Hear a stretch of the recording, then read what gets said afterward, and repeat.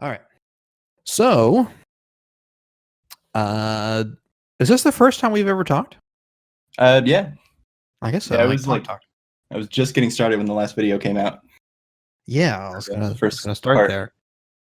Yeah, last time we left off, you were running, but you were still. I think I checked. You were like 10 minutes behind the record. You weren't really in the video at all, but yeah, you kept at it. You just kept pushing, and now you're second place. Yeah. So I guess more or less, when did you first start running Fable? Looks like first video I have recorded. I know there was some before this, but first one was August 17th, 2018. 2018. August, yeah. That was, oh gosh. Was it really August? Yeah. That's so weird because like I think that was the last time KJ got a run. Yeah, it was August 15th. His last PB was I think my first run was the day he got that record. Oh my gosh. It was fate. Dude, are you KJ in disguise? I am not. That's all good. Okay. So you ended up coming pretty quickly up the ranks. When did you first took record? I think it was like no. It was before that. Late January. I think the 108.41, I want to say. Yep. It was 108.42 or was it 41? Whatever. Maybe I rounded my runs for a while when I submitted them. Gotcha. 108.41 on it was the end of January. Yeah. Can you maybe tell me about that experience of starting a game and then pretty quickly moving up the ranks? I took a lot of breaks. But yeah, I really enjoyed the game. This was kind of like the first game I settled on. Mm-hmm. Just ran a few random games for a month or two. Found these guys and it was awesome. It was welcomed right away. Had a lot of fun. I'd played Fable once before actually running it. Like as a kid, I played it. Yeah, and then getting it on PC, I did like half a playthrough, and then ended up looking around on games to find and to run, and found this. There you go. The rest is history. Yeah. Yeah, I gotta tell you, the Fable crew is they're good people. You know? Yeah. I felt the same way whenever I first kind of started poking my way around. I'm like, maybe I should do some speedruns. And I met KJ and Clean and Edom, and I was like, man, these guys they're nice, welcoming, helpful, cool peeps. I'm really excited to hang out with y'all at GDQ. Oh yeah, it'll be a lot of fun. Yeah, I mostly stayed in the background while I was starting. Kind of my style, I guess. Just do like offline runs and. I was gonna say I don't ever see you streaming. Every once in a while, I'll catch Very in. rarely. Yeah. Okay. To each their own. I like streaming because I like chat interaction, but it does distract you from actually doing good runs. So I can see why that could be counterproductive. There we go. Yeah, it's definitely one of the biggest struggles for streaming for me. I gotcha. I'm enjoying it more. Whenever I can, I try to. Yeah. So, in the process, I think right as soon as you first came in around August, right? And that was right before the big change to Sword of Aeons. Yeah. So I guess it wouldn't be too much of a difference for you. I guess probably not because you hadn't been playing the game for forever. So it'd probably be easier to switch. Do you think it was an easy switch to switch to the Sword of Aeons route, or was it actually the route change actually brought me back from like I was kind of just done. I was sort of happy with my run. It was I think a 114 in game time, and yeah, I looking at my dates. It was like 2.5 months where I didn't have a run, and then I think right when the Aeons route started, I came back and just kept going from there. There you go, revitalized. Yeah, and then the hotshot glitch that breathed even more life into the run. I was about to say we haven't really gotten into that, but might as well now. So hotshot glitch. I think Adam was telling me that he sort of did it for like one or two things, but you were the one who sort of more or less was playing around with the hotshot glitch and trying to actually use it more often. I was trying to push it as much as I could. Yeah. Mm-hmm. What was your like process on that? Whenever I had enough experience after the end of an upgrade session, I'm like, hey, what can I hotshot glitch here that won't ruin the rest of the run? So there's like the 3 major upgrade points until the end of the game, or until after arena, where we get our end upgrades. Yep.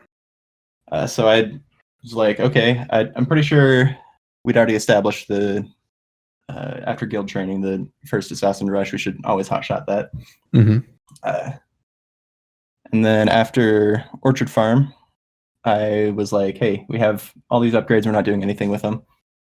So I know I tried physique, speed. Eventually some of them stuck. That's, I think, when we routed Berserk in earlier. Mm-hmm. Don't remember exactly which ones I've tried, but I just kept going until the experience route made sense and was simple enough to not have to worry about and take your focus off the run. There you go. That's not bad. It's good to play around with stuff like that because I feel like a lot of times people will just be like, "Oh yeah, let's just do it on Assassin's Rush," and then like that's it. You know, like we'll just kind of maybe use it one other place, but it's like, nah, man, you gotta get in, you gotta get your hands dirty. You gotta be like, okay, we're gonna get speed upgrade this time. You know, we're gonna get whatever hotshot glitch that one. So I get it. Okay. And then let's see here. After Hotshot, that was in January. Do you think Hotshot was what sort of helped you get to the world record? Yeah, that made the run way more fun, in my opinion. We had like a cool upgrade glitch. It made arena much nicer, significantly nicer. I think that was probably the biggest change that it made was Inflame 4 in arena. And I know I really pushed the Inflame everything pretty much in the arena. Mm-hmm. I know there's still some waves that people will just go melee and charge up the Berserk damage stacks, and we'll go for that. And I'm just like, all right, Inflame, I can hit multiple things. We're gonna see if we can group as many enemies and take them out as fast as we can. Yeah, I mean, it's hard to beat that. Okay. So more or less, do you think it was the fact you were having fun meant that you were doing more runs, which means you were spending more time in the game? Or do you think that... Okay.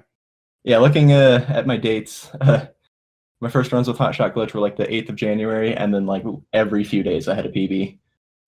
For 2 weeks, I think it dropped my time 3 minutes in those couple weeks. Okay. So that definitely closed the gap, because I think you were like a 110 and world record is 109. Mm-hmm. So then, yeah, that just kind of makes sense. By the end of the month, you had a 108. Actually, at the start of the next month, you had a 108.20, which is right about almost 3 minutes from the 109. So in a month, you saved right about 3 minutes. Yeah, that was just about all Hotshot Glitch. There you go. You kept pushing into March, and I think even into April as well. But that's right around the time when Raheem shows up. Yeah, out of nowhere. Yeah, definitely out of nowhere. Like that was a name that I was like, I know I've seen him in chat before, but like when he showed up on the leaderboard, I'm like, okay, cool, there's another runner, and then all of a sudden he's like, oh, and he has world record. I'm like, what? Yeah. Tell me about Raheem. Yeah, I don't remember exactly the dates that he came around, but it was right as I was starting. I think it was probably January, February that he started. I guess don't quote me on that, but he started showing up in chats and just started doing runs, and he just rocketed up the leaderboard. Yeah, no kidding. He took the record away from me after like 3 months, I think. It was in May, so I think he started early March. So okay. But yeah, still, I mean, that's pretty close. He takes the world record in May. I mean, that's, gosh, what, 2 months after starting? That's almost like you. Yeah. What was I going to say? So, what would you say separates everyone's play? Because I think your Raheem is faster than you by about a minute now, and you're about a minute faster than Clean. What among the three of you, what do you think is really separating the time? Burnout. Oh, that's fair. I mean, I can definitely see that. I think if we all were trying, it would be, we could easily get 105s. It's a hard category to grind. All the RNG, especially at the end. Yeah, no doubt. I know we all have. It was like one of the bigger separators of the boys from the men, so to speak. And I know we all have similar times. I think Clean has the fastest arena. We do sort of different routes and upgrades, so it's not always comparable. But I'd say that's like the big test of your execution. And if you can get a sub 11-minute arena, then you have what it takes to get the record. All right. I'll be studying y'all's arena then. Go back and double check it. I think the main route difference between our runs, I think Clean has started going back for any percent runs occasionally. I'm not sure if his current PB has it, but I think it was Rehim's idea to ditch the Solace Greatsword completely and just run Aeons through the whole game. Makes a few fights harder, mostly Nostro and the Summoners and Ship of the Drowned. It's harder to get a good cycle on them, so you don't kill them quite as fast. Solace does more damage, but slower swings. You have slow rolls. It's with the sort of Aeons you can roll it out, no problem. It also has its mana regeneration augment, so that makes it easier to skip potions later in the game, especially Hook Coast. It's a good, I think, 10-15 seconds that we can save just by skipping out of that potion trip. Yeah, it's nuts to think about. It's just a little bit every time, but I wonder how many potions worth of mana you regen over the course of the run. Yeah, fair amount. We're holding it the whole game. Yeah, no kidding. Like all the little assassin rushes and things that's going on. It's like, I'm sure it's noticeable. It's one of the really cool things. Often. Yeah. So I think you and Raheem, do you also ditch the Solace Greatsword? I do now. Yeah. Okay. I don't think I did when he took the record from me. I started that after. Okay. Yeah, my time before that, the 107.28. I think that was still going Solace at the end. But I would switch to it, I think, after Maze. Let me check that. The Maze fight on Hook Coast? Yeah. Of course. Yeah. Yep, I would do the Maze fight with sort of Aeons and then switch to Solace after Jack. Gotcha. Mainly because of the summoners? Yeah, because that's really the point where those summoners, you can get an easy one cycle, or easier. I wouldn't say it's easy. Yeah, nothing in Fable is really, truly easy. Yeah, it just makes those endgame fights just a little bit easier. Okay. But, it takes the time to get it. Yeah. So, what are the benefits or the pros and cons of going for Solace or whatever? Like, what's because you have to buy the Solace, right? So that means more buy and sell. You buy that. It actually doesn't, I don't think, equate to any more buy sells, because you have to get, I think you get most of the money in the arena, and then you have to do one buy sell, I think, in Bowerstone North. Okay. Optimally, yeah, you do one buy sell, get the Solace Greatsword, and you get some extra will potions there. I think it usually has 18. So it's just an extra top off for safety. Current route doesn't get any will potions after arena, or it gets them before going into arena, and they use those potions for the rest of the run. You skip out on those. I think you end up usually within 5 to 10 remaining. Yeah, it's the mana regen on the Aeons is more helpful than you'd think. How close are you guys cutting it with potions? Like at the end of your run, how many potions do you have left over? Let me check.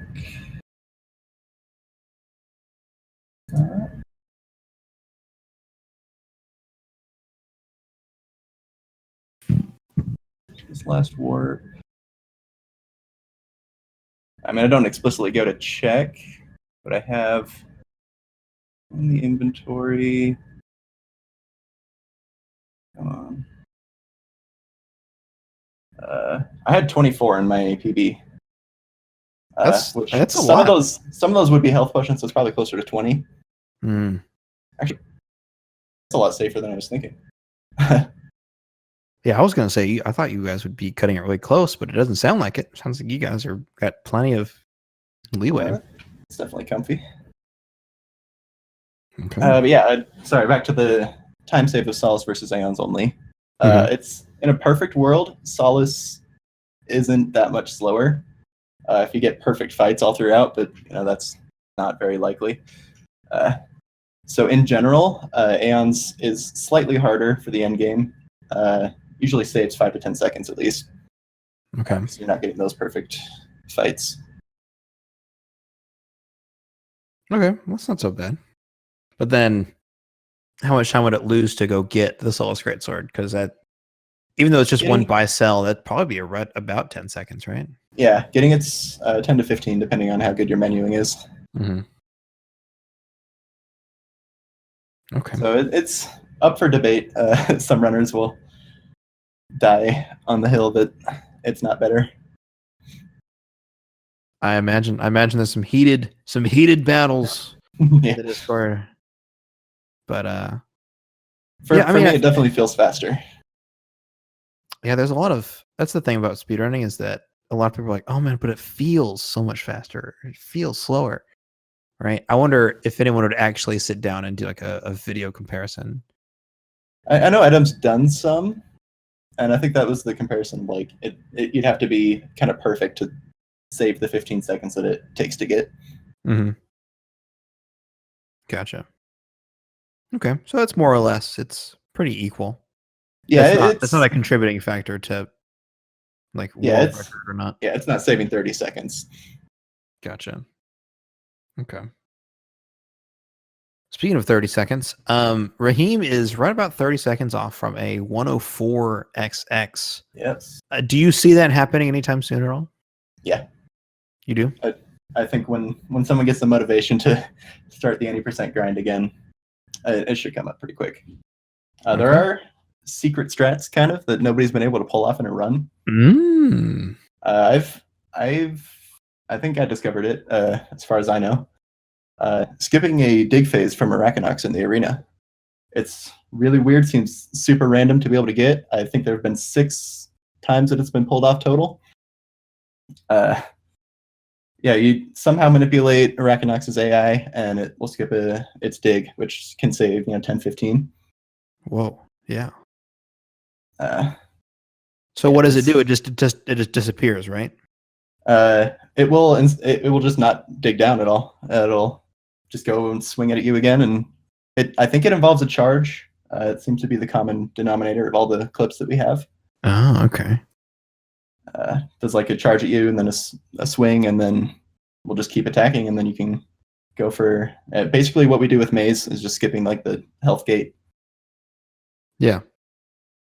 Interesting. But yeah, there's not been a consistent way to be able to do that we found. That seems promising, and I'm sure that there is a way, but it's just going to be hard to find out the method. Yeah, there's actually a better way to test. We found debug values that we can edit the exe for the game and be able to like save during glass. I had not heard about this. Yeah, it'll so we can actually just make a save right before the starting Arachnox phase and just test it until we can figure it out. Oh, that's sick. I know that's kind of the biggest gaping time save. Okay. Yeah, if we can get that. I know my sum of best was in a low 104. I know Rehim's is like 103.59 last I saw. Mm-hmm. So I think it's definitely possible if someone can get the motivation. All right. What was I going to say? Well, we're talking about the sort of the more or less the future. Do you see any future, anything in the future in particular?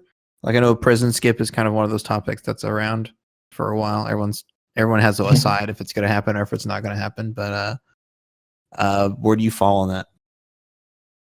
Eventually, yeah. You think it's going to happen someday?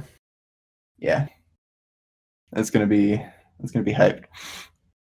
Dude, I hope. I really do. I have no idea how, but something random's gonna show up, and we're just gonna be like, okay.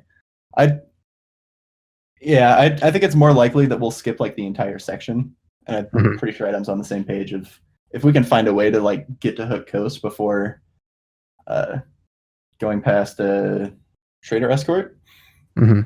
Theoretically, we could skip that entire part of the game, and could. Yeah, probably no kidding. 20, 30 minutes there. Yeah, and I remember he was telling me about it, and I was like, oh, you know what? That's actually a really good idea. Like just the idea that prison itself is so hard to skip, mainly because there's so many things going on with that. But it's like, what if you just skip the whole thing? You know, like fuck the prison, fuck all of whatever Witchwood. Who cares? Yeah. Skip the arena. We're just gonna skip right to Hook Coast. I mean, you already have Sword of Aeons, right?